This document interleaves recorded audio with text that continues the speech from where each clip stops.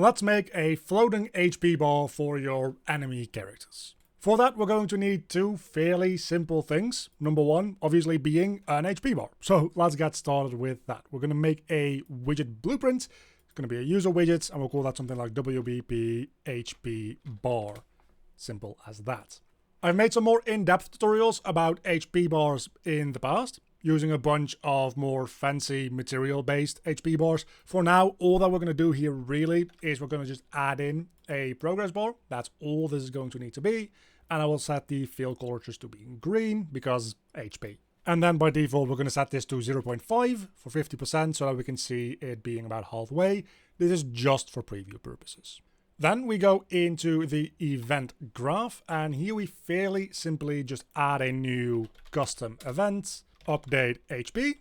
We get our progress bar, and we just set percent to an in percentage. This is everything the HP bar needs to do. All the other code for how we're going to drive this stuff is going to exist on the character that will have the HP bar.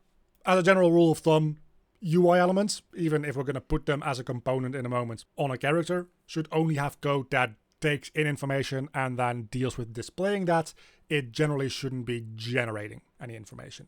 So let's go third person character, and we're just going to kind of copy this over to being BP enemy third person character or something like that, just to have a good starting point, because everything in here we can just kind of leave. We don't need the input actions, I suppose, so we can get rid of that. Going into the viewport, where we will add in a new component, and we're going to be adding in a widget component. We'll call that HP bar, and I like to parent this to the mesh itself.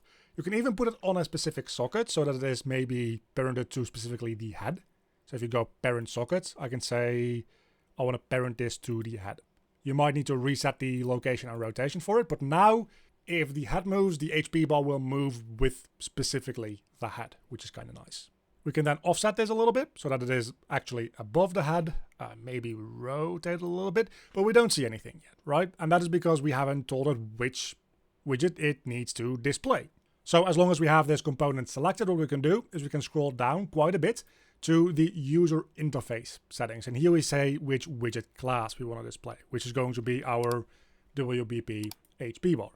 Now you will see that it displays that. We first and foremost definitely need this to be rotated around a little bit more so that it is properly aligned to what we want it to be, but it is quite huge. So we can set this draw size to whatever we want it to be, and that way it will draw as specifically that size. So let's set this to maybe being like 15 units tall and then 100 units wide or something like that.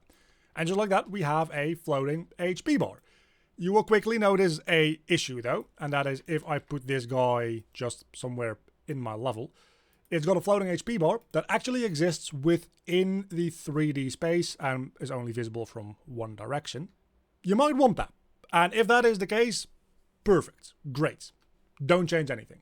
Generally, you probably want this to always be facing toward the camera. And you can do a lot of annoying stuff to always rotate this thing so that it is facing the camera in like some billboarding fashion. The much easier way to do this is just to go into the space settings in user interface and just set this to screen. It will disappear from our preview here, which is a little bit annoying, but now if we play the game, we will see that it always is facing us because it's actually no longer being drawn in world space.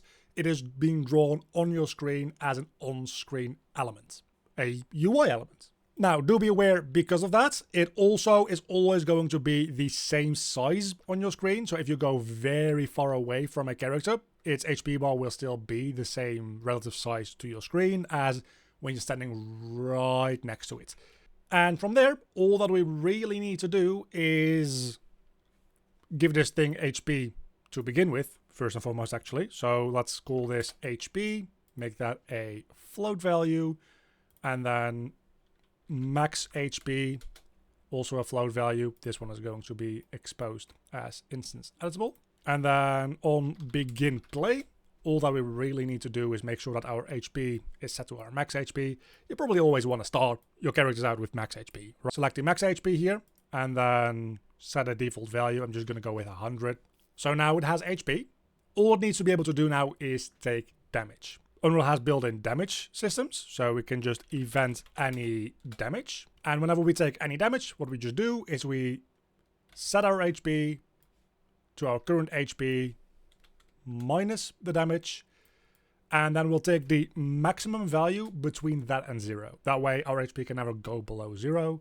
You probably don't care if it goes below 0, but this is a nice little built-in clamp so that it doesn't go negative. And after we've done that, we have a new HP value now. So we can take our widget component, we can get the widget from it, which is a normal widget reference. So we need to cast that to our WBP HP bar.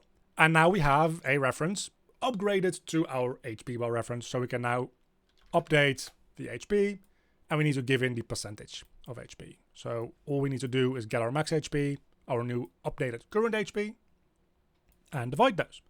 So we divide our current HP by our max HP, and that just gives us a 0 to 1 percentage, which we put in there.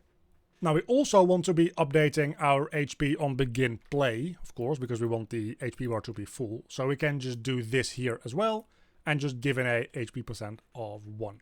If you're going to be doing this in a bunch of different places, what you might want to do, promote this casted value to a variable, so that way you don't need to cast again. It's not really a big deal to do that, but might as well, right? So we just use this variable instead, so we can skip the whole casting node and getting the widget and all that kind of stuff down here. Just makes it a little bit more clean. There's no real performance issue there though. And just super quick, in the third person character, what I'm going to set up is just a debug key right now for like F. And what that's going to do is sphere overlap actors. We're going to filter on our enemy class. Sphere position is going to be get actor location, and we'll just overlap anything within like 500 units or something like that. And then for each one of those, we will just apply damage, and we're going to be applying, let's say, 15 damage or something like that. In sphere overlap actors, you also always need to make an array with object types that you're going to be doing this trace on. In our case, we're only going to be caring about the pawns. So now we have a full HP bar enemy. If I go up to it and I press F, you can see its HP bar goes down and it's always floating above its head.